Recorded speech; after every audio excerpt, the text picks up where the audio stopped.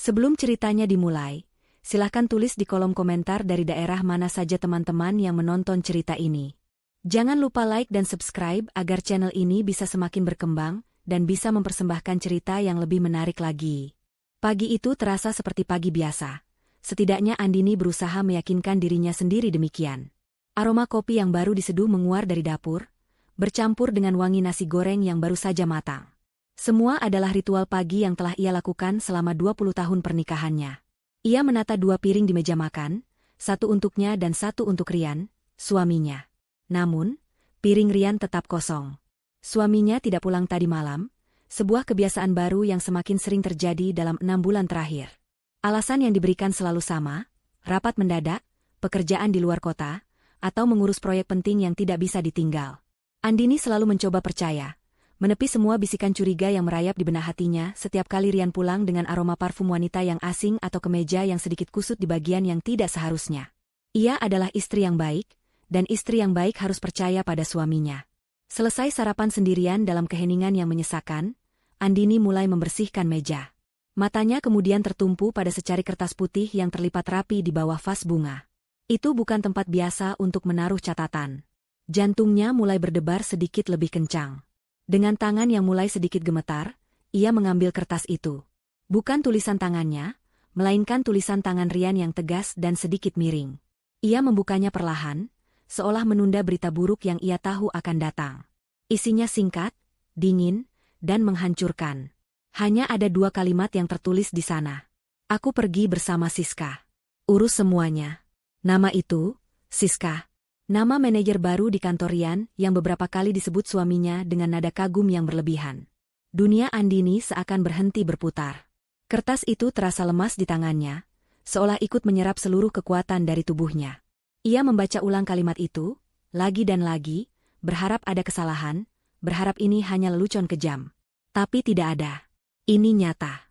20 tahun pengabdian, cinta, dan kesetiaan dibalas dengan 2 kalimat tanpa emosi di atas secari kertas. Ia tidak berteriak, tidak menangis, hanya terduduk diam di kursi meja makan, menatap kosong ke piring nasi goreng Rian yang masih utuh dan mulai mendingin, sama seperti hatinya. Kenangan berkelebatan di kepalanya seperti film rusak. Hari pernikahan mereka, kelahiran Bara, putra semata wayang mereka, perjuangan mereka dari nol hingga Rian sukses menjadi manajer di perusahaan properti besar. Semua terasa seperti kebohongan. Belum sempat ia memproses pengkhianatan yang merobek jiwanya, bel rumah berbunyi dengan keras, seolah ikut menghantam kesadarannya yang rapuh. Siapa yang bertamu sepagi ini? Dengan langkah gontai, ia berjalan menuju pintu depan. Dari balik tirai jendela, ia melihat 2 pria berbadan tegap dengan kemeja ketat berdiri di teras rumahnya. Wajah mereka keras dan tanpa ekspresi. Perasaan tidak enak semakin menjadi. Ia membuka pintu dengan ragu. Selamat pagi, apa benar ini kediaman Bapak Rian Wiryawan? Tanya salah satu pria itu dengan suara berat dan datar. Andini hanya bisa mengangguk pelan. Kami dari perusahaan pembiayaan Mega Finance. Ada beberapa urusan tunggakan yang perlu kami selesaikan dengan Bapak Rian. Lanjut pria yang satunya, matanya menatap tajam seolah sedang menilai setiap inci diri Andini. Rian sedang tidak ada di rumah, jawab Andini lirih. Pria pertama tersenyum tipis, senyum yang tidak mencapai matanya. Kami tahu, Bu. Menurut data kami, beliau sudah tidak di sini. Tapi urusan ini menyangkut Ibu juga, sebagai penjamin. Penjamin? Andini merasa bingung. Seingatnya, ia tidak pernah menandatangani surat jaminan apapun. Pria itu seolah bisa membaca pikirannya. Ia mengeluarkan selembar dokumen dari map yang dibawanya. Di sana tertera perjanjian pinjaman atas nama Rian Wiryawan senilai 800 juta rupiah. Dan di bagian bawah, di kolom penjamin, tertera tanda tangan yang sangat mirip dengan tanda tangannya. Ia ingat sekarang, sekitar 3 bulan lalu Rian memintanya menandatangani setumpuk dokumen untuk investasi properti baru. Rian berkata itu hanya formalitas. Dan Andini, dengan kepercayaan penuh, menandatanganinya tanpa membaca detailnya. Betapa bodohnya dia. Pinjaman ini sudah jatuh tempo dan tidak ada pembayaran sama sekali selama 2 bulan terakhir, kata pria kedua dengan nada mengancam. Total hutang beserta bunga dan dendanya sekarang mencapai 800 juta rupiah. 800 juta. Angka itu berdengung di telinga Andini. Lidahnya terasa keluh. Dari mana ia bisa mendapatkan uang sebanyak itu? Semua tabungan keluarga dipegang oleh Rian. Ia hanyalah seorang ibu rumah tangga yang menerima uang bulanan secukupnya. Rumah ini, kata pria pertama sambil menunjuk ke seluruh bangunan, adalah aset yang dijadikan jaminan dalam perjanjian ini. Sesuai prosedur, kami memberikan waktu 1 minggu dari hari ini untuk pelunasan. Jika dalam 1 minggu tidak ada pembayaran, maka dengan sangat menyesal, kami akan memulai proses penyitaan rumah ini. Kaki Andini terasa lemas. Ia bersandar di kusen pintu agar tidak jatuh. Rumah ini adalah segalanya baginya.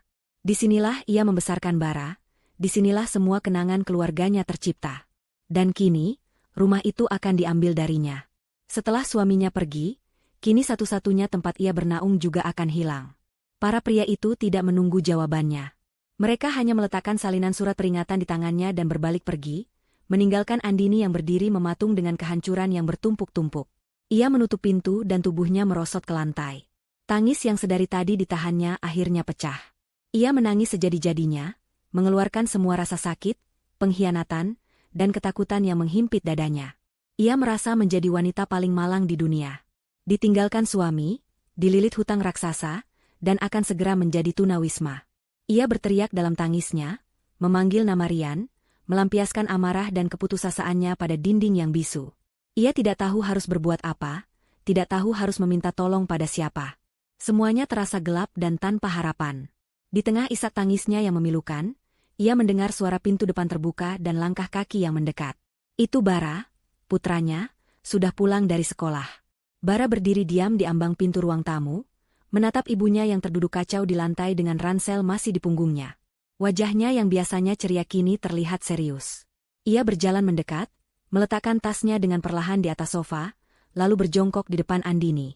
Ia tidak banyak bertanya, hanya menatap ibunya dengan tatapan yang anehnya terasa sangat dewasa. "Ibu kenapa?" tanyanya lembut. Andini tidak bisa menjawab. Ia hanya menyerahkan surat peringatan dari debt collector itu dengan tangan gemetar. Bara mengambilnya, membacanya dengan cepat. Alisnya sedikit berkerut, namun tidak ada kepanikan di wajahnya. Setelah selesai membaca, ia meletakkan surat itu di meja. Ia lalu mengulurkan tangannya, mengelus punggung ibunya yang masih bergetar hebat. Andini menatap wajah putranya, mencari sedikit saja kepanikan yang sama, tapi tidak menemukannya. Yang ia lihat hanyalah ketenangan yang aneh, ketenangan yang hampir tidak masuk akal dalam situasi segila ini. Ketenangan itulah yang akhirnya membuat Andini bisa sedikit mengendalikan isak tangisnya. Di tengah keheningan yang hanya diisi oleh sisa isak tangis Andini, Bara memegang pundak ibunya dengan kedua tangannya, memaksanya untuk menatap matanya. Tatapan remaja itu begitu dalam dan mantap, seolah menyimpan kekuatan yang tidak pernah Andini ketahui. Kemudian, ia mengucapkan kalimat yang paling tidak terduga, kalimat yang terdengar seperti omong kosong di tengah badai kehancuran itu, namun diucapkan dengan keyakinan yang begitu mutlak. "Ibu tenang saja. Hutang 800 juta itu jangan dipikirkan. Semuanya sudah Bara atasi." Kalimat yang diucapkan Bara tidak membawa kelegaan bagi Andini. Sebaliknya, kalimat itu justru menyulut emosi lain dalam dirinya, yaitu amarah yang bercampur dengan keputusasaan. Bagaimana bisa putranya yang baru berusia 17 tahun, yang dunianya seharusnya hanya seputar sekolah, teman, dan ujian, berbicara seolah hutang 800 juta adalah masalah sepele yang sudah ia selesaikan? Kemarahan itu muncul dari rasa takutnya, dari perasaannya bahwa bahkan putranya sendiri tidak mengerti betapa dalamnya jurang kehancuran tempat mereka terperosok. "Apa maksudmu, Bara?" hardik Andini, suaranya serak karena menangis. "Kamu pikir ini apa?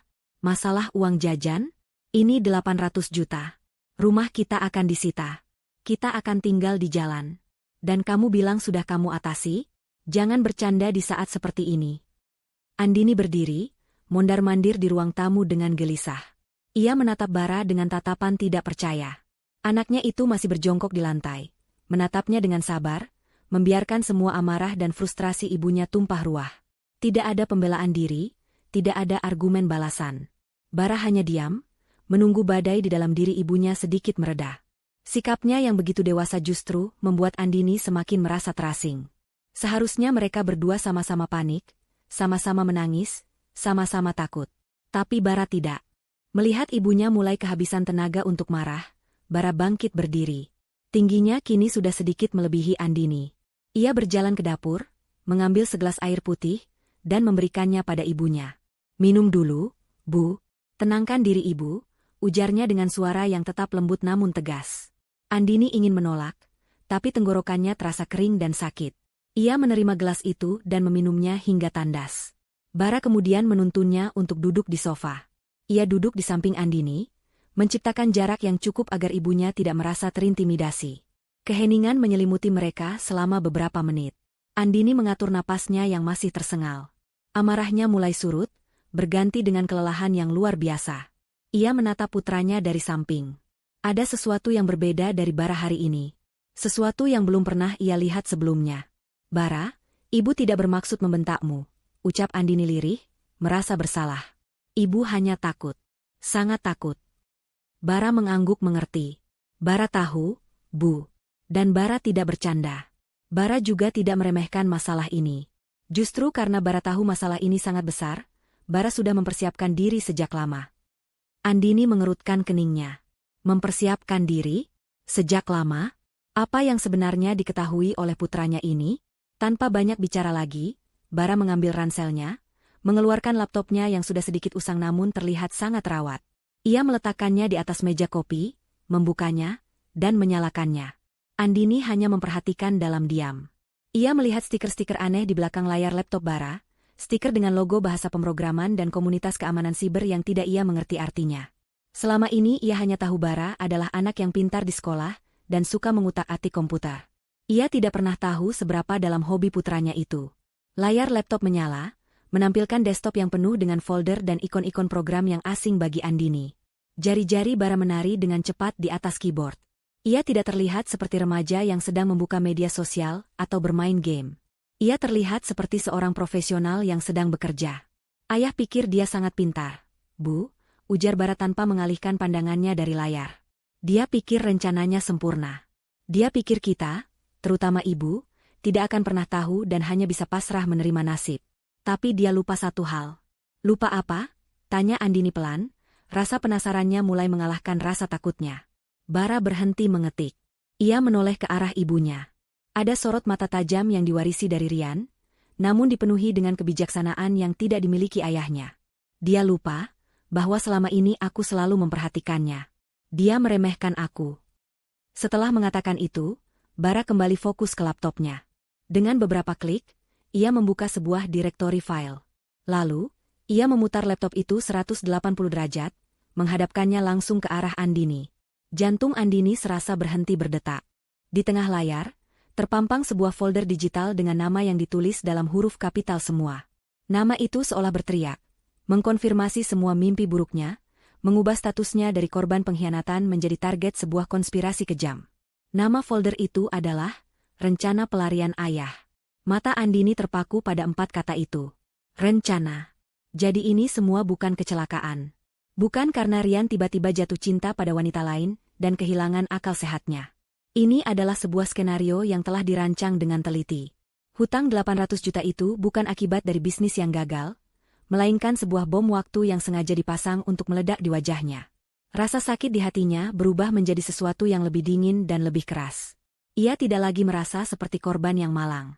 Ia merasa seperti target yang selamat dari sebuah serangan. Apa isinya? Tanya Andini, suaranya bergetar bukan lagi karena takut, melainkan karena campuran antara ngeri dan amarah yang mulai membara. Bara tidak langsung menjawab. Ia hanya menatap ibunya, memastikan bahwa Andini sudah cukup kuat untuk melihat kebenaran yang jauh lebih buruk di balik pengkhianatan sederhana. Ia melihat secercah kekuatan baru di mata ibunya, kilatan baja yang menggantikan air mata. Setelah yakin ibunya siap, Bara mengulurkan tangannya dan dengan satu klik ganda, ia membuka folder neraka itu, bersiap untuk menunjukkan pada ibunya betapa busuknya pria yang telah mereka berdua cintai dan hormati selama ini. Isi folder itu akan menjadi awal dari akhir penderitaan mereka, dan awal dari sebuah pembalasan yang tidak pernah Rian bayangkan sekalipun. Dengan satu klik ganda dari jari telunjuk Bara, folder bernama Rencana Pelarian Ayah terbuka. Jantung Andini seakan diremas saat melihat isinya. Itu bukanlah kumpulan foto atau dokumen acak. Folder itu terorganisir dengan rapi dan dingin, seperti sebuah proyek bisnis. Ada beberapa file di dalamnya dengan nama-nama yang membuat perutnya mual, jadwal transfer aset XLSX, daftar properti likuidasi doc, opsi identitas baru PDF, dan beberapa folder lain yang diberi label nama-nama bank asing. Ini adalah sebuah mahakarya kejahatan yang dirancang oleh suaminya sendiri. Setiap file adalah paku yang menancap di peti mati pernikahan mereka. Bara, bagaimana kamu bisa mendapatkan semua ini? bisik Andini, suaranya nyaris tak terdengar. Matanya tidak bisa lepas dari layar laptop, terpaku pada bukti pengkhianatan yang begitu sistematis. Bara menarik napas dalam-dalam, bersiap untuk menceritakan kisah yang telah ia simpan sendiri selama berbulan-bulan. Semuanya dimulai sekitar 6 bulan yang lalu. Bu, katanya, suaranya pelan dan mantap. Awalnya hanya perasaan aneh. Ayah mulai berubah. Dia jadi sangat protektif dengan ponsel dan laptopnya. Dulu, kita bisa memakai laptop keluarga bergantian, tapi tiba-tiba ayah memasang password dan berkata laptop itu khusus untuk pekerjaan penting. Andini mengingatnya. Ia pikir Rian hanya sedang stres karena pekerjaan. Ia bahkan sering membuatkan suaminya teh jahe hangat saat Rian bekerja hingga larut malam di depan laptop itu. Betapa naifnya dia.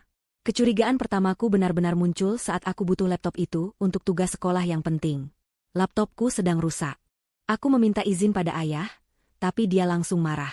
Dia bilang datanya sangat rahasia dan tidak boleh ada yang menyentuhnya. Caranya merebut laptop itu dari tanganku. Tatapannya, itu bukan tatapan ayah yang aku kenal. Itu tatapan orang asing yang ketakutan. Bara berhenti sejenak, menelan ludah. Sejak malam itu, aku mulai memperhatikan. Aku mendengar telepon-teleponnya yang aneh di garasi saat tengah malam. Dia tidak pernah menyebut nama, hanya dia atau kamu. Suaranya berbeda, Bu. Bukan suara tegas seorang manajer atau suara lembut seorang suami. Suaranya terdengar licik. Aku pernah mendengar sepintas dia berkata, tenang saja, dia tidak akan curiga sedikitpun. Dia terlalu sibuk mengurus rumah. Setiap kata yang diucapkan Bara adalah belati yang mengiris hati Andini. Ia telah dibicarakan seperti itu, dianggap sebodoh itu oleh pria yang tidur seranjang dengannya setiap malam.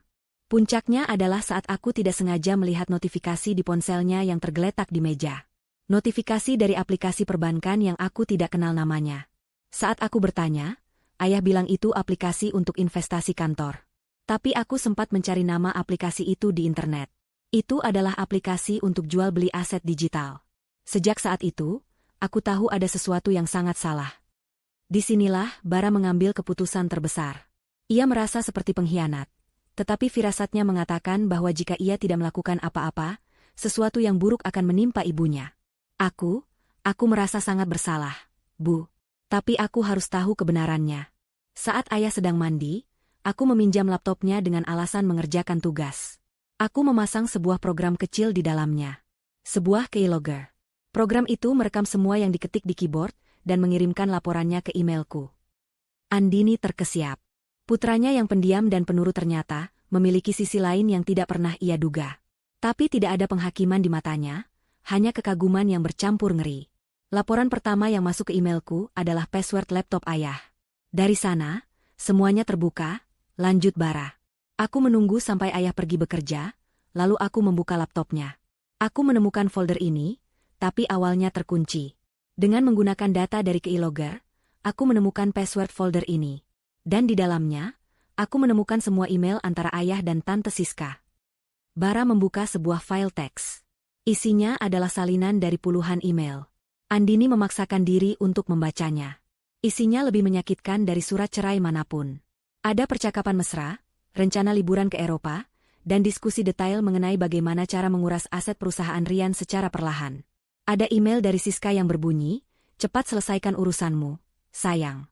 Aku sudah tidak sabar mencoba butik-butik di Milan. Perempuan desa itu tidak pantas mendapatkan semua hartamu. Dan balasan dari Rian yang membuat darah Andini mendidih. Sabar, cintaku. Tinggal satu langkah lagi. Pinjaman besar terakhir cair minggu depan. Setelah itu, aku akan tinggalkan dia dengan hutang yang akan membuatnya sibuk seumur hidup. Dia tidak akan punya waktu atau uang untuk mengejar kita. Kita akan bebas.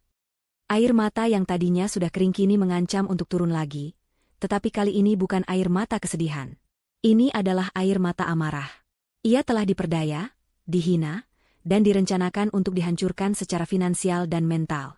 Tapi itu bukan penemuan terburuknya. Bu, kata Bara, suaranya berubah menjadi lebih berat.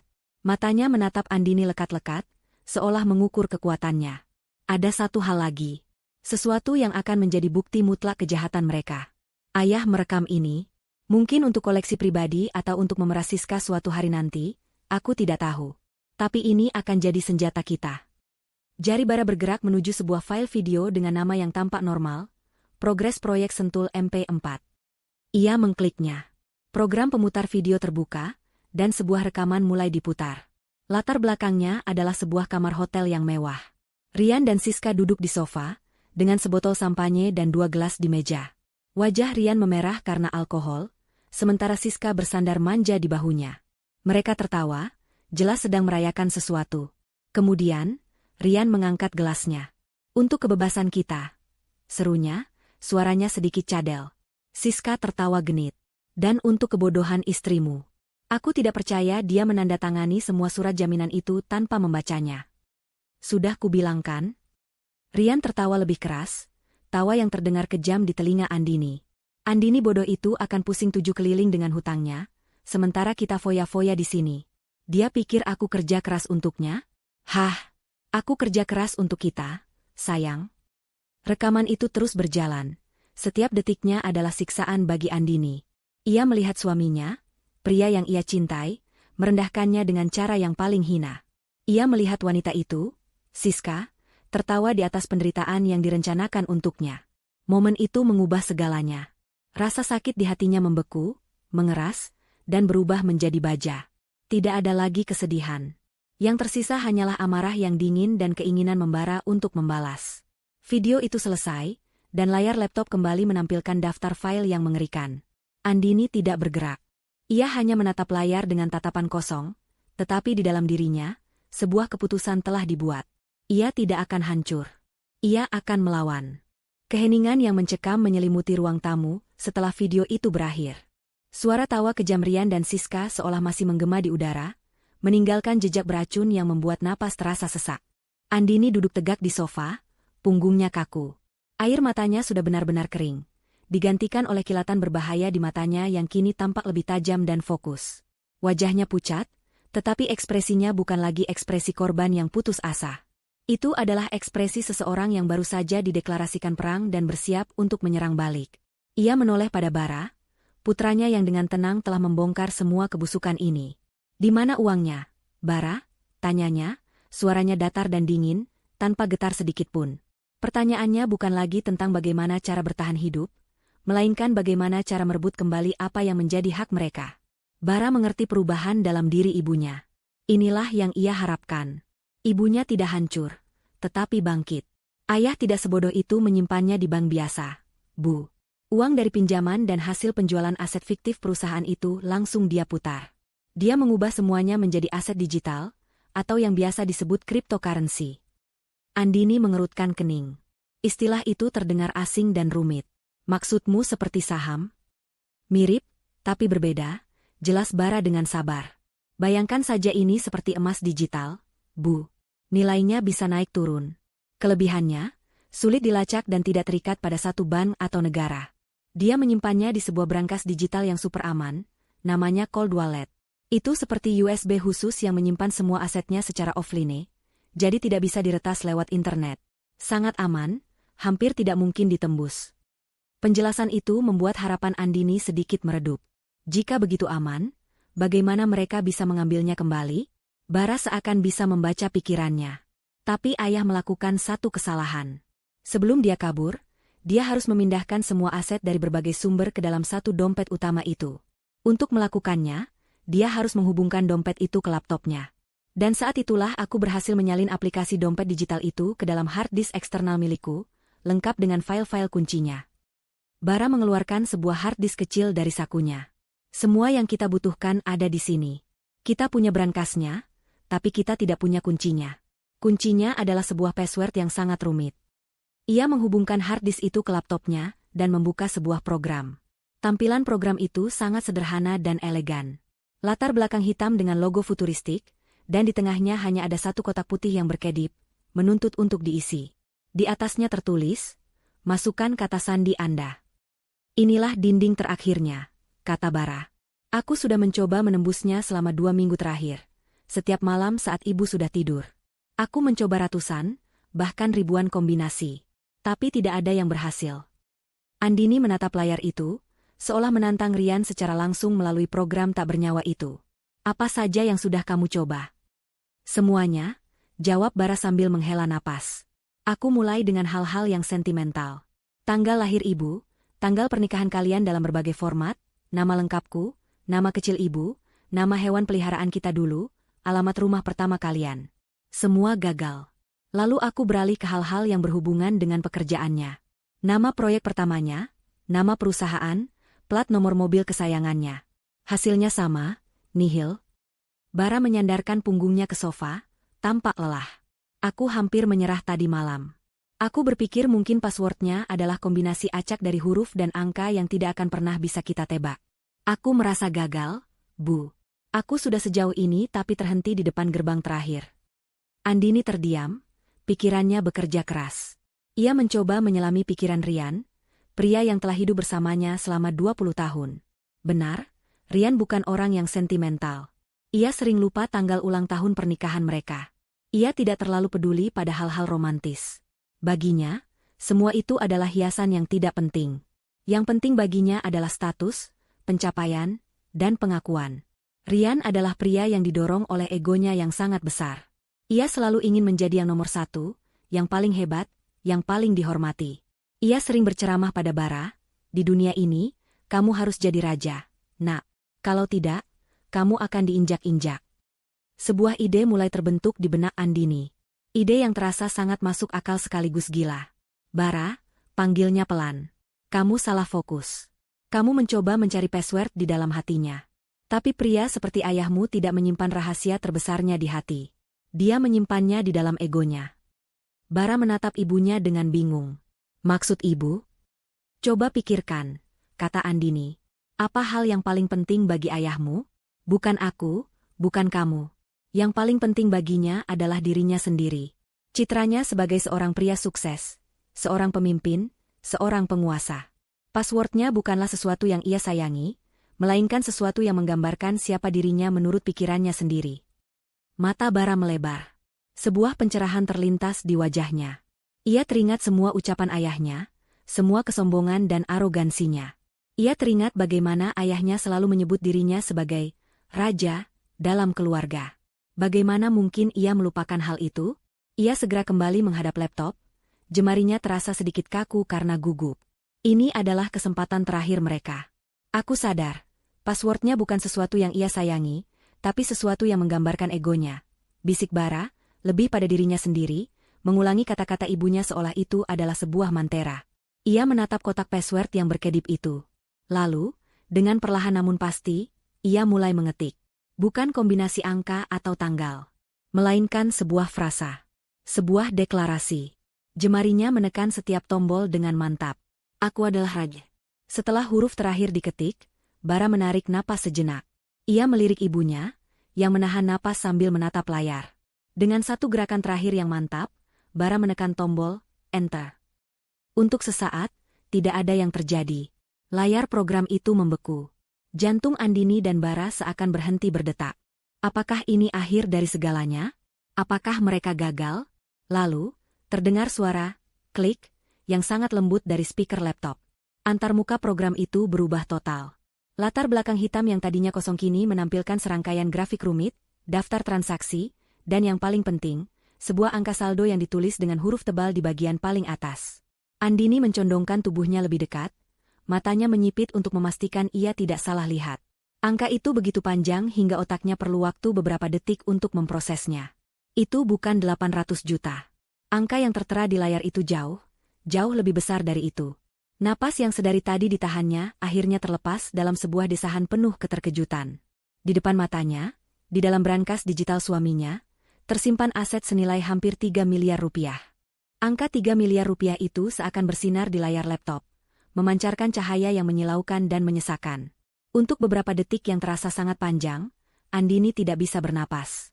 Kepalanya terasa pusing, dan ia harus berpegangan pada tepi meja kopi agar tidak limbung. Jumlah uang itu, di satu sisi, adalah tiket menuju kebebasan dari mimpi buruknya.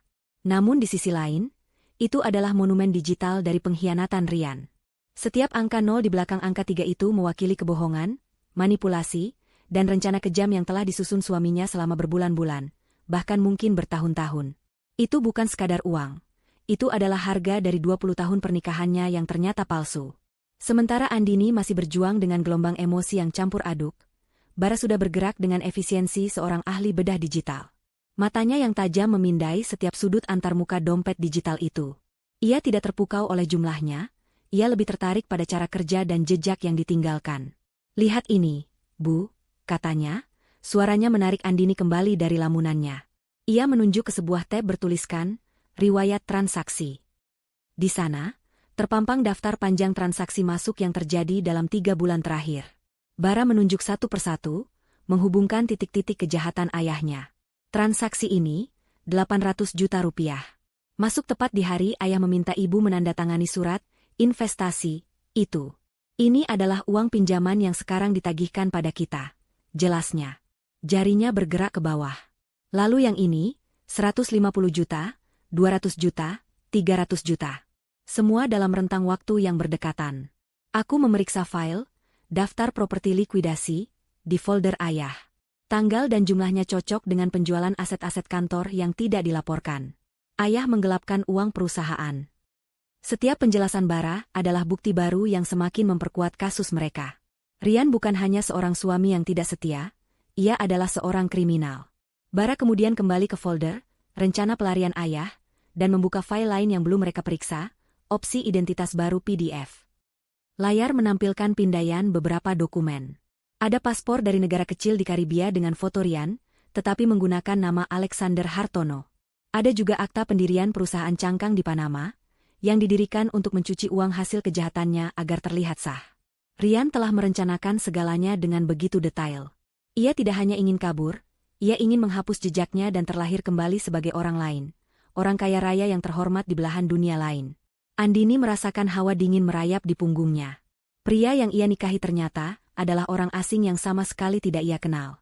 Dia bahkan sudah menyiapkan alibinya, kata Bara dengan nada getir. Ia membuka sebuah dokumen Word terakhir yang berjudul, Prosedur Keamanan Aset Doc. Isinya bukan dokumen teknis, melainkan sebuah naskah. Naskah percakapan yang Rian tulis untuk dirinya sendiri, berisi panduan langkah demi langkah tentang cara melaporkan dompet digitalnya sebagai korban peretasan setelah ia berhasil menarik semua uangnya. Di sana tertulis poin-poin seperti, tunjukkan kepanikan yang wajar saat melapor ke polisi. Sebutkan kemungkinan peretas dari Eropa Timur untuk mengalihkan kecurigaan.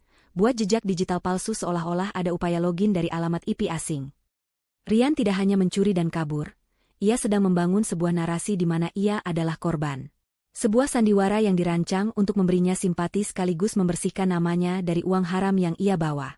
Amarah Andini mencapai puncaknya. Cukup sudah. Pria itu tidak boleh dibiarkan menang. Kita harus mengambil semua uang itu sekarang. Bara. Pindahkan ke rekening ibu secepatnya. Desak Andini, suaranya tajam dan mendesak. Namun, Bara menggelengkan kepalanya. Wajahnya terlihat serius. Tidak bisa, Bu. Tidak sekarang. Ada satu masalah besar. Masalah apa lagi? Bara mengarahkan perhatian Andini kembali ke antarmuka dompet digital itu. Ia mengklik tab, keamanan. Di sana, ada beberapa lapisan proteksi. Tapi satu hal yang menarik perhatiannya. Sebuah notifikasi berwarna kuning dengan ikon jam pasir. Bara membacanya dengan suara keras. Protokol keamanan perangkat baru aktif. Untuk melindungi aset Anda dari akses tidak sah, verifikasi biometrik akan diwajibkan untuk semua transaksi penarikan. Fitur ini akan aktif sepenuhnya dalam waktu 72 jam. Andini menatapnya bingung. Apa artinya itu? Artinya, Bara menjelaskan dengan perlahan agar ibunya mengerti, ayah pasti sudah menyiapkan ponsel baru atau perangkat lain di tempat persembunyiannya untuk mengakses dompet ini. Saat dia menghubungkan perangkat barunya itu, sistem keamanan dompet secara otomatis mengunci semua transaksi penarikan selama 3 hari. Ini adalah fitur standar untuk mencegah pencuri langsung menguras isinya jika perangkat asli dicuri. Selama 72 jam ke depan, tidak ada seorang pun yang bisa menarik uang dari sini. Baik kita, maupun ayah. Wajah Andini kembali pucat. Jadi, harta karun itu ada di depan mata mereka, tetapi terkurung di dalam brankas dengan jam yang terus berdetak. Jadi, setelah 3 hari, dia bisa mengambil semuanya. Benar. Setelah hitungan mundur itu selesai, dia bisa menggunakan sidik jari atau pemindai wajah di perangkat barunya untuk menguras semua isinya. Dan kita tidak akan bisa melakukan apa-apa, jawab Bara. Andini bersandar di sofa, kepalanya terasa berat. Mereka hanya diberi jendela harapan sesaat, sebelum jendela itu ditutup kembali. Mereka punya waktu 3 hari sebelum semua uang itu hilang selamanya. Tetapi selama 3 hari itu pula, mereka tidak bisa berbuat apa-apa. Keputusasaan mulai merayap kembali ke dalam hatinya. Namun, Bara melihatnya dari sudut pandang yang berbeda. Jangan lihat seperti itu, Bu.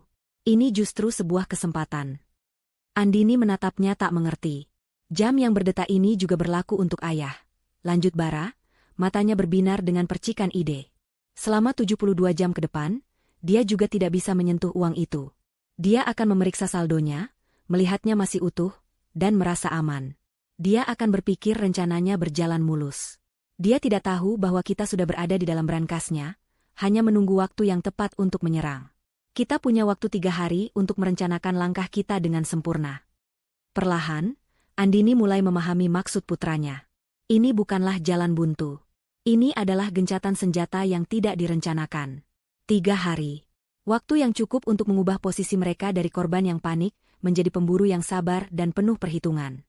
Waktu yang cukup untuk menyusun sebuah rencana pembalasan yang tidak hanya akan menyelamatkan mereka, tetapi juga akan memberikan pelajaran yang tidak akan pernah Rian lupakan seumur hidupnya. Hitungan mundur 72 jam itu tidak membuat Andini panik. Sebaliknya, tenggat waktu itu justru menjadi cambuk yang membangkitkan sisi dirinya yang telah lama tertidur. Sisi yang tegas, penuh perhitungan, dan tidak kenal takut. Ia menatap Bara, yang dengan cerdas telah memberinya peta dan kunci menuju medan perang. Kini, giliran dirinya yang menjadi jenderal untuk mengatur strategi. Naluri pertamanya adalah mengikuti saran Bara untuk tetap tenang dan berpikir. Mengambil uang itu secara membabi buta hanya akan menimbulkan masalah hukum baru. Mereka harus melakukannya dengan cara yang cerdas, bersih, dan legal. Kita butuh bantuan profesional. Bara, kata Andini dengan suara mantap. Kamu adalah jenius di dunia digital, tapi ini sudah masuk ke ranah hukum. Penipuan, penggelapan aset, pencucian uang. Kita tidak bisa menanganinya sendiri. Bara mengangguk setuju. Ia telah melakukan tugasnya dengan membawa mereka sejauh ini. Sekarang, mereka butuh ahli di bidang yang berbeda. Andini memejamkan mata sejenak, memutar otaknya, mencari nama dari masa lalunya. Tiba-tiba, sebuah nama muncul. Ratna. Seorang teman lamanya semasa kuliah yang kini menjadi pengacara sukses. Terkenal dengan otaknya yang tajam dan reputasinya sebagai pengacara perceraian yang tidak pernah kalah. Mereka sudah lama tidak berkomunikasi, tetapi Andini tahu Ratna adalah satu-satunya orang yang ia percaya bisa menangani kasus rumit ini. Tanpa ragu, ia mencari nomor telepon firma hukum milik Ratna di internet dan langsung meneleponnya. Setelah menjelaskan secara singkat urgensi situasinya, ia berhasil mendapatkan janji temu di sore hari itu juga. Bara, siapkan semua buktinya. Salin ke dalam sebuah flash disk. Jangan ada yang tertinggal, perintahnya. Bara segera bekerja, menyusun semua file, email, dan video ke dalam satu folder rapi. Untuk pertama kalinya dalam waktu yang sangat lama, Andini merasa memegang kendali atas hidupnya. Kantor hukum Ratna berada di sebuah gedung pencakar langit di pusat kota. Semuanya tampak modern, berkilauan, dan sedikit mengintimidasi. Ratna menyambut mereka di ruangannya yang luas dengan jendela besar yang menyuguhkan pemandangan kota. Ia masih sama seperti yang Andini ingat. Penampilannya sempurna, tatapannya tajam, dan auranya memancarkan kepercayaan diri. Andini, sudah berapa tahun kita tidak bertemu? Sapa Ratna dengan senyum profesional. Aku turut prihatin mendengar situasimu. Silakan, ceritakan semuanya. Andini, dengan bantuan Bara, menceritakan seluruh kronologi kejadiannya. Mulai dari surat cerai, kedatangan debt collector, hingga penemuan mengerikan di dalam laptop Rian. Awalnya, Ratna mendengarkan dengan ekspresi simpatik yang biasa ia tunjukkan pada kliennya. Namun, ketika Bara menghubungkan flash disk ke proyektor di ruangan itu dan mulai menampilkan bukti-buktinya, ekspresi Ratna berubah. Simpati itu berganti dengan fokus yang intens. Alisnya terangkat saat melihat struktur folder, rencana pelarian ayah. Ia sedikit menyeringai saat membaca salinan email antara Rian dan Siska. Namun, rahangnya mengeras saat Bara memutar video Rian yang sedang menghinanya. Setelah video itu selesai, Ratna bersandar di kursinya, terdiam selama beberapa saat. Luar biasa, desisnya pelan, bukan pada situasinya, melainkan pada tingkat kejahatan dan bukti yang mereka miliki. Andini, ini bukan lagi sekadar kasus perceraian dengan orang ketiga. Ini adalah kasus penipuan dan penggelapan berencana dengan bukti digital kelas A suamimu, atau lebih tepatnya calon mantan suamimu, sangat arogan sampai-sampai ia mendokumentasikan kejahatannya sendiri. Ia kemudian menatap Bara dengan tatapan kagum. Dan kamu, anak muda. Kamu luar biasa. Kamu baru saja memberikan kita semua amunisi yang kita butuhkan untuk memenangkan perang ini. Ratna kemudian berjalan ke arah papan tulis putih di ruangannya. Baiklah, sekarang lupakan cara berpikir sebagai korban. Kita akan menyusun strategi serangan balik. Ia mengambil spidol dan mulai menulis. Pertama, katanya, masalah hutang 800 juta itu. Insting pertama kalian pasti ingin melunasinya dengan uang dari dompet digital itu, kan? Jangan lakukan itu. Andini dan Bara saling berpandangan. Kenapa? Tanya Andini. Karena Rian pasti memantau dompet itu. Jawab Ratna. Jika ada pergerakan uang keluar sedikit pun sebelum waktu tunggunya habis, ia akan curiga dan bisa mempercepat rencananya atau mempersulit kita. Kita harus membuatnya tetap merasa aman dan nyaman di persembunyiannya. Kita harus membuatnya percaya bahwa rencananya berjalan sempurna, dan kamu sedang menangis panik di rumah. Strategi itu terdengar cerdas sekaligus kejam. Andini menyukainya. Jadi, apa yang harus kita lakukan? Tanya Andini. Besok pagi, kata Ratna dengan senyum licik, kita akan datangi perusahaan pembiayaan itu. Dan kita akan lunasi seluruh hutang 800 juta itu. Lunas. Tunai. Tapi, pakai uang dari mana? Pakai uangku, jawab Ratna enteng. Anggap saja ini pinjaman lunak dari firmaku untuk klien prioritas. Kita akan buat seolah-olah kamu berhasil mengumpulkan uang dari pinjaman keluarga dan menjual semua perhiasanmu. Ini akan membuatmu terlihat seperti korban yang bertanggung jawab di mata hukum, sekaligus mengirimkan sinyal yang salah pada Rian. Dia akan berpikir kamu sudah kehabisan segalanya. Rencana itu brilian. Dengan satu langkah, mereka bisa mengamankan rumah, memperbaiki citra Andini, dan menidurkan kewaspadaan musuh mereka. Langkah kedua, lanjut Ratna, kita menunggu. Kita biarkan jam itu terus berdetak. 60 jam, 40 jam, 24 jam. Selama waktu itu, Bara, tugasmu adalah mempersiapkan segalanya untuk melakukan transfer kilat. Pastikan tidak ada celah. Dan aku akan menyiapkan sebuah rekening aman atas nama Andini yang tidak terhubung dengan akun perbankan lamanya. Ia kemudian berjalan mendekati meja dan menatap Andini lekat-lekat. Matanya berkilat penuh semangat. Lalu, inilah bagian terbaiknya. Bisik Ratna, seolah berbagi rahasia besar. Kita tidak akan menunggu sampai detik terakhir. Tepat di jam ke-71, 1 jam sebelum kunci biometrik Rian aktif, Bara akan menekan tombol Enter. Dalam hitungan menit, seluruh 3 miliar rupiah itu akan berpindah dari dompetnya ke rekening aman milikmu.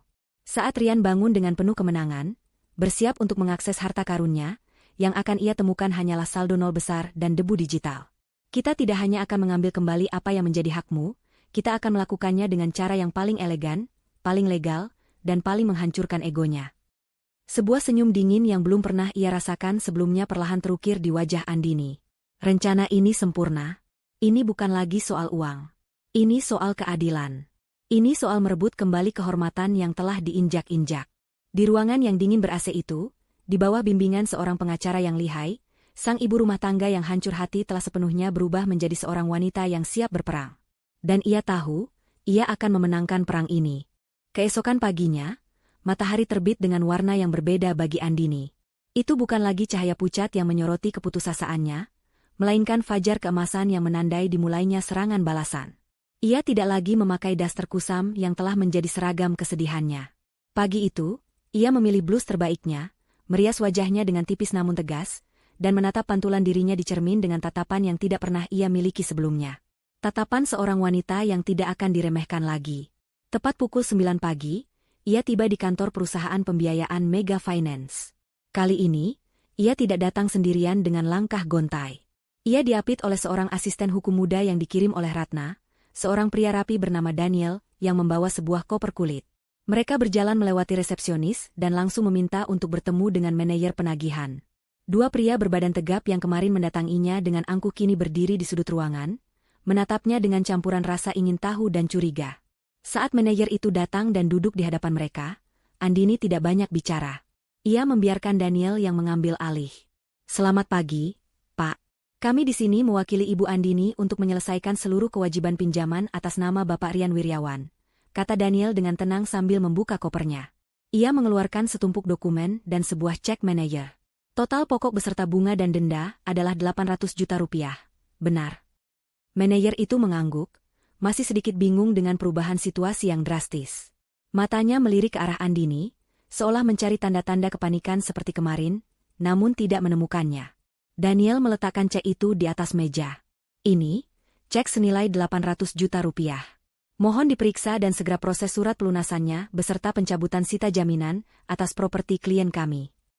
Mata manajer itu dan kedua anak buahnya melebar saat melihat angka yang tertera di cek. Mereka saling berpandangan, tak percaya. Kemarin wanita ini menangis histeris di depan pintu rumahnya. Hari ini ia datang dengan pengacara dan melunasi hutang sebesar itu seolah-olah itu bukan apa-apa. Mereka mengambil cek itu, memeriksanya dengan teliti, dan setelah melakukan konfirmasi ke bank, wajah mereka berubah dari curiga menjadi hormat. Proses administrasi yang biasanya memakan waktu lama tiba-tiba menjadi sangat cepat dan efisien. Kurang dari 1 jam kemudian, Andini sudah memegang surat keterangan lunas di tangannya. Dokumen itu terasa lebih berharga dari emas.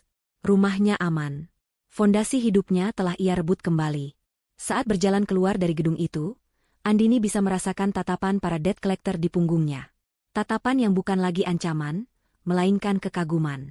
Itu adalah kemenangan kecil pertamanya, dan rasanya sangat manis. 2 hari berikutnya terasa seperti keheningan sebelum badai. Andini dan Bara menjalani hari-hari mereka seperti biasa, tetapi ada energi listrik di udara yang mereka berdua rasakan. Mereka membersihkan rumah, memasak, dan menonton televisi, tetapi pikiran mereka terpaku pada jam digital yang terus berdetak mundur di layar laptop Bara. Setiap jam yang berlalu, ketegangan semakin meningkat. Bara sudah mempersiapkan segalanya. Skrip transfer sudah ia tulis, jalur transaksi sudah ia enkripsi berlapis-lapis, dan rekening aman yang disiapkan Ratna sudah siap menerima dana. Semua hanya tinggal menunggu 1 klik. Malam penentuan itu akhirnya tiba. 1 jam sebelum tenggat waktu 72 jam berakhir. Ruang tamu mereka gelap, hanya diterangi oleh cahaya keperakan dari layar laptop di atas meja. Andini duduk di samping Bara, jantungnya berdebar kencang di dalam dadanya. Ini adalah momen puncaknya. Seluruh masa depan mereka bergantung pada beberapa detik ke depan. Sudah siap, Bu, bisik Bara, jemarinya sudah berada di atas mouse. Andini menarik napas panjang, menghembuskannya perlahan untuk menenangkan debaran jantungnya. Ia menatap wajah putranya yang tampak begitu fokus dan dewasa di bawah cahaya monitor. Ia mengangguk dengan mantap. Lakukan, nak. Dengan satu gerakan halus, Bara mengklik tombol, jalankan. Di layar, sebuah jendela terminal kecil muncul, menampilkan baris-baris kode yang bergerak dengan cepat. Proses transfer sedang berlangsung. Mereka berdua menatap layar tanpa berkedip. Sebuah baris kemajuan perlahan terisi, dari 0%, 10%, 30%. Terasa seperti selamanya. Lalu, di antarmuka dompet digital Rian, angka saldo yang tadinya fantastis mulai bergerak. Angka itu berputar mundur dengan kecepatan yang mengerikan, seperti mesin hitung yang rusak. 3 miliar, 2,5 miliar, 1 miliar, 500 juta. Terus turun hingga akhirnya berhenti di satu angka yang paling indah yang pernah Andini lihat. 0. Beberapa detik kemudian, sebuah notifikasi muncul di sudut kanan bawah layar. Pesan dari aplikasi perbankan baru Andini. Dana masuk sebesar 2.987.453.120 rupiah, telah berhasil diterima di rekening Anda. Sudah selesai. Mereka berhasil. Bara bersandar di kursinya, melepaskan ketegangan dari bahunya. Andini tidak berteriak, tidak melompat kegirangan. Reaksinya jauh lebih dalam dari itu. Ia menutup matanya, dan untuk pertama kalinya setelah sekian lama, ia merasakan beban yang begitu berat terangkat dari pundaknya. Beban hutang, beban pengkhianatan, beban ketakutan akan masa depan, semuanya lenyap. Saat ia membuka matanya kembali, air mata mengalir di pipinya. Tapi kali ini, itu adalah air mata kelegaan. Sebuah senyum tulus, senyum kemenangan yang paling murni, perlahan terukir di wajahnya. Ia menoleh pada Bara dan menarik putranya ke dalam pelukan erat. Terima kasih, jagoan mama, bisiknya di sela-sela isak tangis bahagia. Malam itu, mereka tidak merayakannya dengan pesta mewah. Perayaan mereka jauh lebih sederhana dan bermakna. Mereka memasak 2 bungkus mie instan di dapur, makanan kesukaan Bara saat kecil. Sambil menyantap mie panas di meja makan yang kini terasa begitu nyaman dan aman, Andini menatap putranya. Mereka telah melalui neraka bersama dan keluar sebagai pemenang. Mereka telah mengamankan masa depan mereka. Tapi Andini tahu, ini belum berakhir. Sambil meletakkan mangkuknya, Andini menatap Bara dengan sorot mata yang baru, sorot mata yang dipenuhi kekuatan dan tujuan. Sekarang, katanya dengan suara yang mantap, kita mulai hidup baru. Dan kita pastikan, ayahmu mendapatkan apa yang pantas dia terima. 6 bulan kemudian, suasana di rumah Andini telah berubah total. Aroma masakan yang lezat kini bukan lagi hanya untuk keluarga, melainkan menguar setiap hari untuk puluhan, bahkan ratusan pelanggan. Rumah yang nyaris disita itu, kini telah bertransformasi menjadi markas dari sebuah bisnis kuliner yang sedang naik daun. Di halaman depan, sebuah papan nama elegan terpasang, Dapur Bahagia Andini. Andini telah menemukan kembali gairah hidupnya di tempat yang paling ia kuasai, yaitu dapur. Dengan sebagian modal yang berhasil mereka selamatkan, ia tidak membeli barang-barang mewah atau berfoya-foya. Ia menginvestasikannya dengan cerdas. Ia merenovasi dapurnya menjadi dapur semi-profesional, membeli bahan-bahan berkualitas terbaik, dan mempekerjakan beberapa ibu-ibu tetangga yang membutuhkan pekerjaan. Ia tidak menjual masakan biasa, ia menjual kebahagiaan dalam kotak. Menu andalannya adalah paket catering makan siang sehat untuk kantor-kantor dan nasi tumpeng modern untuk berbagai perayaan. Setiap hidangan ia masak dengan hati, dengan resep warisan ibunya yang ia modifikasi dengan sentuhan modern. Kesuksesan, Dapur Bahagia Andini, tidak lepas dari peran sang pangeran teknologi, Bara. Ia bukan sekadar anak yang membantu ibunya. Ia adalah mitra bisnis yang sesungguhnya. Bara merancang dan membangun sebuah situs web yang canggih untuk usaha mereka, lengkap dengan sistem pemesanan online, pembayaran digital, dan manajemen pelanggan. Ia juga mengelola kampanye pemasaran di media sosial dengan sangat efektif, menargetkan para pekerja kantor dan keluarga muda di sekitar kota. Foto-foto masakan Andini yang ia ambil dengan teknik profesional, selalu berhasil membuat siapapun yang melihatnya menjadi lapar. Kolaborasi antara sang ratu catering dan pangeran teknologi itu, menghasilkan perpaduan yang sempurna. Pesanan membanjir setiap hari. Telepon di rumah mereka tidak henti-hentinya berdering. Andini yang dulu sering murung dan tidak percaya diri, kini berubah menjadi seorang wanita pengusaha yang sibuk dan bersemangat. Ia memimpin tim kecilnya dengan cekatan, mengatur jadwal pengiriman, dan bahkan sesekali menyapa langsung para pelanggannya yang setia. Ia menemukan tujuan baru, menemukan harga dirinya kembali bukan sebagai istri Rian, tetapi sebagai Andini, sang pemilik dapur bahagia. Hubungan antara ibu dan anak itu pun menjadi lebih kuat dari sebelumnya. Mereka bukan lagi hanya keluarga, mereka adalah tim. Setiap malam, setelah semua pesanan diantar dan dapur dibersihkan, mereka akan duduk bersama di meja makan, bukan untuk meratapi nasib, melainkan untuk membahas strategi bisnis, menganalisis data penjualan dari situs web, dan merencanakan menu-menu baru. Tawa kini lebih sering terdengar di rumah itu daripada tangisan. Mereka bahkan menyisihkan waktu di akhir pekan untuk berlibur singkat ke puncak atau pantai, menikmati hasil kerja keras mereka berdua. Mereka benar-benar bahagia, sebuah kebahagiaan otentik yang mereka bangun sendiri dari nol. Suatu malam, setelah menyelesaikan rekapitulasi keuangan bulanan yang menunjukkan keuntungan bisnis mereka meningkat pesat, Andini sedang bersantai di sofa sambil menikmati teh hangat. Bara duduk di seberangnya, sedang asyik menggulir tabletnya. Keheningan yang nyaman menyelimuti mereka, hanya diisi oleh suara jangkrik dari taman belakang. "Bu, lihat ini," kata Bara tiba-tiba, suaranya terdengar tenang namun mengandung makna yang dalam. Ia menyodorkan tabletnya pada Andini. Di layar, terpampang sebuah artikel dari portal berita internasional. Judulnya ditulis dalam bahasa Inggris, tetapi Andini bisa langsung mengenali satu nama di sana. Judul itu berbunyi, Indonesian Businessman Report Sophisticated Hacking Incident, Loses Millions in Digital Assets. Dengan jantung yang sedikit berdebar, Andini membaca artikel itu. Di sana, ada foto Rian yang diambil dari akun media sosial lamanya, tampak jauh lebih kurus dan kuyu. Artikel itu mengutip pernyataan Rian yang mengaku telah menjadi korban sindikat peretas internasional. Ia mengklaim seluruh dana investasinya yang disimpan dalam dompet digital super aman telah dicuri tanpa jejak. Ia mendesak pihak berwenang di negara tempatnya bersembunyi untuk melakukan investigasi. Namun, artikel itu juga menambahkan satu paragraf penting di bagian akhir, menyebutkan bahwa pihak berwenang setempat cenderung skeptis terhadap klaim tersebut, karena sifat aset digital yang sulit dilacak dan tidak adanya bukti peretasan yang konkret. Ini adalah kabar pertama yang mereka dengar tentang Rian setelah 6 bulan. Kabar yang mengkonfirmasi bahwa rencana mereka telah berhasil dengan sempurna. Rian kini miskin, panik, dan tidak punya siapa-siapa untuk menolongnya. Ia terperangkap dalam jaring yang ia buat sendiri. Andini membaca artikel itu sampai selesai. Ia tidak merasakan ledakan kemenangan atau tawa yang puas. Reaksinya jauh lebih elegan dari itu. Ia mengembalikan tablet itu pada Bara, lalu menyesap tehnya dengan tenang. Setelah meletakkan cangkirnya, ia menatap putranya, dan sebuah senyum tipis yang penuh percaya diri terukir di bibirnya. Rupanya, raja itu sudah mulai berteriak minta tolong. Ujarnya pelan. Biarkan saja dia berteriak. Permainan kita baru saja dimulai. Di sebuah apartemen mewah di negara tetangga, Rian terbangun dengan perasaan seorang raja yang akan mengklaim kerajaannya. Hari itu adalah hari ketiga. Hitungan mundur 72 jam telah berakhir. Di sampingnya, Siska masih tertidur lelap, wajahnya damai, memimpikan tas-tas desainer dan perhiasan berlian yang akan segera mereka beli. Selama 3 hari terakhir, Rian secara berkala memeriksa dompet digitalnya. Saldonya selalu utuh, 3 miliar rupiah yang berkilauan menunggunya. Ia tersenyum puas. Rencananya berjalan tanpa celah. Andini pasti sedang menangis di sudut rumahnya yang akan segera disita, tidak menyadari bahwa suaminya sebentar lagi akan menjadi miliarder di surga tropis ini.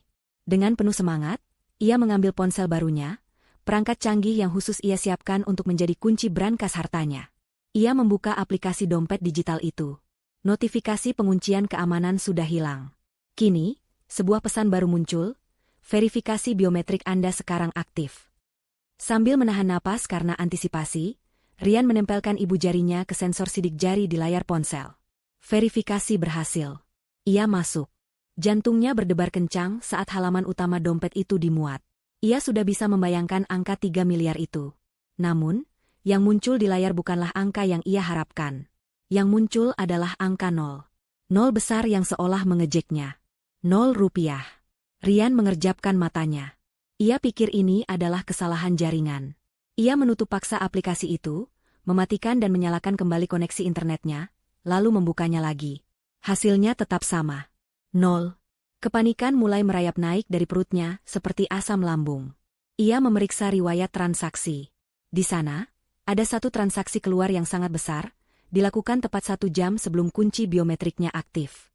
Seluruh dananya, setiap rupiah terakhir, telah dipindahkan ke sebuah rekening yang tidak dikenal. Tidak mungkin, tidak mungkin.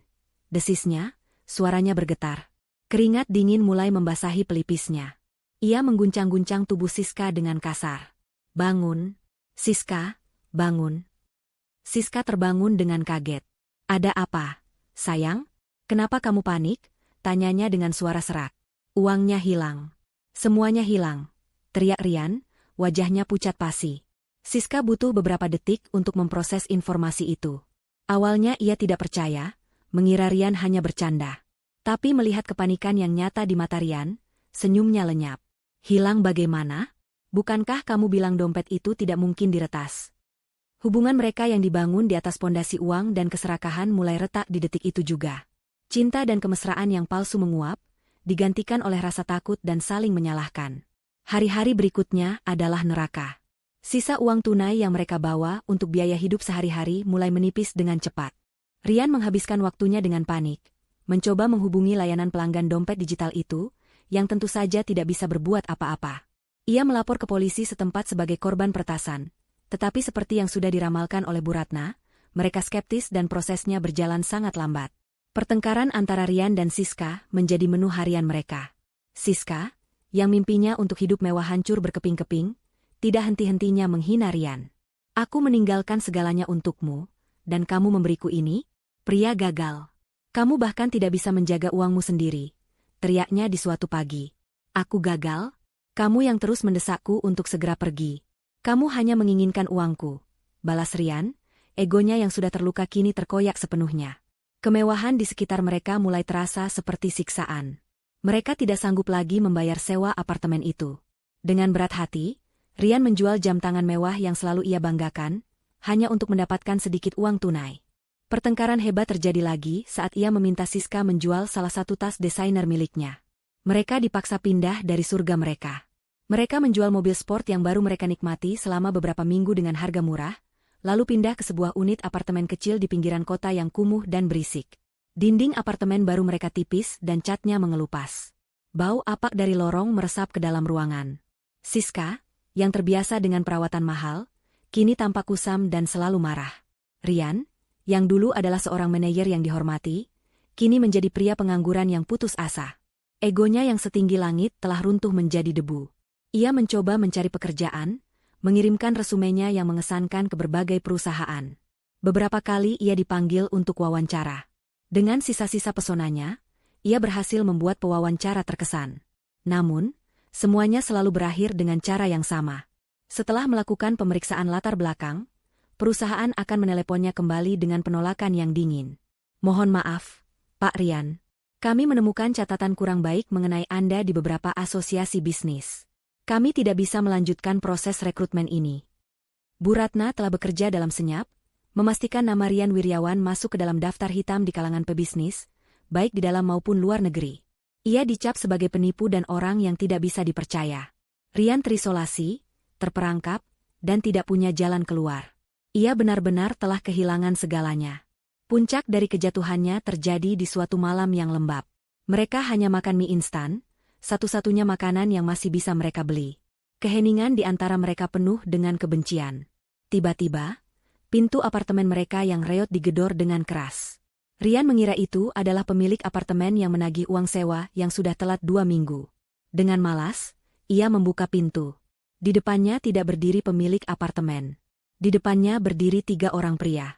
2 berseragam polisi lokal, dan 1 lagi berpenampilan necis dengan wajah tegas yang menatapnya tajam. Pria itu menunjukkan sebuah lencana dan surat perintah. Rian Wiryawan, tanyanya dalam bahasa Inggris. Saya detektif dari Divisi Kejahatan Komersial. Kami bekerja sama dengan Kepolisian Negara Republik Indonesia. Anda ditahan atas tuduhan penggelapan dana perusahaan, pemalsuan dokumen, dan penipuan. Waktu seakan berhenti bagi Rian. Kakinya terasa seperti jeli. Dari balik bahu Rian, Siska menatap dengan mata terbelalak, wajahnya pucat pasi. Ia sadar bahwa ini bukanlah akhir dari penderitaan Rian saja, tetapi juga awal dari mimpi buruknya sendiri.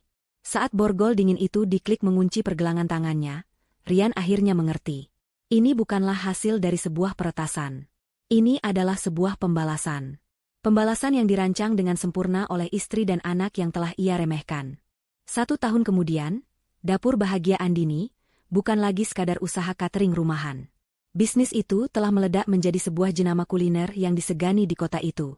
Hari itu adalah hari peresmian cabang ketiga mereka, sebuah restoran dan kafe cantik di salah satu jalan paling strategis di kota.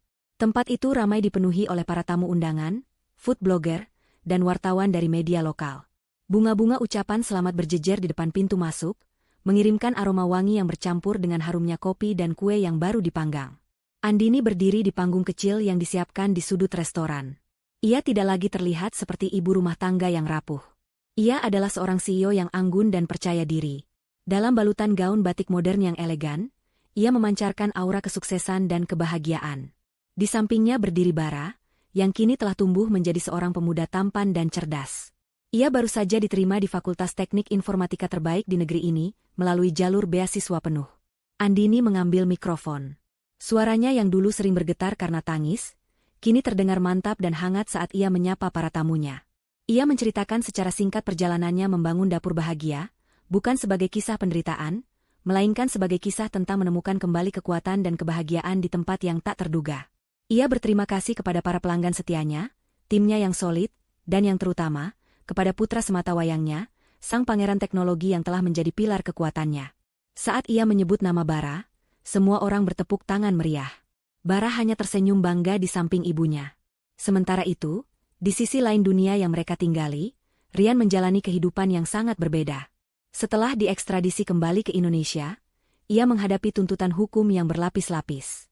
Semua bukti yang dikumpulkan Bara dan disajikan oleh Bu Ratna tidak terbantahkan. Ia dinyatakan bersalah dan divonis beberapa tahun penjara. Aset-asetnya yang tersisa dibekukan untuk membayar ganti rugi pada perusahaan yang telah ia curangi. Siska, yang terbukti ikut menikmati hasil kejahatan, juga terseret dalam kasus itu. Meskipun tidak dipenjara, ia kehilangan segalanya. Namanya hancur, teman-teman sosialitanya menjauh, dan ia harus kembali ke kehidupan sederhana yang selalu ia benci. Setelah menjalani sebagian masa hukumannya dan mendapatkan pembebasan bersyarat karena berkelakuan baik, Rian keluar dari penjara sebagai pria yang hancur.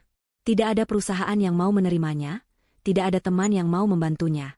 Satu-satunya pekerjaan yang bisa ia dapatkan adalah menjadi pengemudi taksi online, menggunakan mobil sewaan yang sudah tua. Egonya yang dulu setinggi langit kini terkubur di bawah tumpukan penyesalan. Sore itu, saat perayaan di restoran Andini mencapai puncaknya, Rian kebetulan mendapatkan orderan untuk menjemput penumpang di jalan yang sama. Saat mobilnya yang berisik merayap pelan di tengah kemacetan, matanya tanpa sengaja tertuju pada keramaian di restoran baru itu. Ia membaca papan namanya, Dapur Bahagia Andini. Jantungnya seakan berhenti berdetak. Dari balik kemudinya yang usang, ia melihat semuanya. Ia melihat kemegahan restoran itu. Ia melihat Andini, mantan istrinya, berdiri di panggung, tertawa lepas, dikelilingi oleh orang-orang yang mengaguminya. Andini tampak lebih cantik, lebih bercahaya, dan 10 tahun lebih muda. Ia melihat Bara, putranya, berdiri gagah di samping ibunya, bukan lagi remaja pendiam, melainkan seorang pria muda yang penuh potensi. Ia melihat kehidupan yang seharusnya menjadi miliknya, kebahagiaan yang telah ia buang dengan sia-sia demi keserakahan sesaat. Rasa iri, sesal, dan benci pada diri sendiri menggerogoti jiwanya. Inilah hukuman yang sesungguhnya, hukuman yang jauh lebih menyakitkan daripada jeruji besi. Di tengah riuh tepuk tangan, pandangan Andini secara kebetulan menyapu ke arah jalan. Selama sepersekian detik, matanya bertemu dengan tatapan Rian yang penuh penderitaan dari dalam mobil bututnya. Rian dengan cepat membuang muka, merasa malu dan hina. Andini terdiam sejenak. Ia tidak merasakan kebencian atau kepuasan. Yang ia rasakan hanyalah kehampaan, sebersit rasa kasihan pada pria malang yang telah menghancurkan dirinya sendiri. Kemudian, dengan sangat tenang, ia memalingkan wajahnya dari masa lalu itu. Ia kembali menatap putranya, tersenyum, dan mengangkat gelasnya untuk bersulang dengan timnya. Momen itu adalah pembebasan terakhirnya. Rian bukan lagi bagian dari dunianya. Ia hanyalah orang asing di pinggir jalan. Rian menginjak pedal gas dan melajukan mobilnya, menjauh dari pemandangan yang menyiksanya itu, menghilang ke dalam senja yang kelabu. Kamera kemudian kembali fokus pada wajah Andini dan Bara, yang tertawa bersama di bawah cahaya hangat restoran baru mereka. Mereka tidak lagi melarikan diri dari masa lalu atau merencanakan balas dendam. Mereka sedang membangun masa depan. Kemenangan terbaik mereka bukanlah kehancuran musuh mereka, melainkan kebahagiaan sejati yang mereka ciptakan sendiri. Sebuah kebahagiaan yang begitu cemerlang hingga bayangan pengkhianatan menjadi tidak relevan lagi.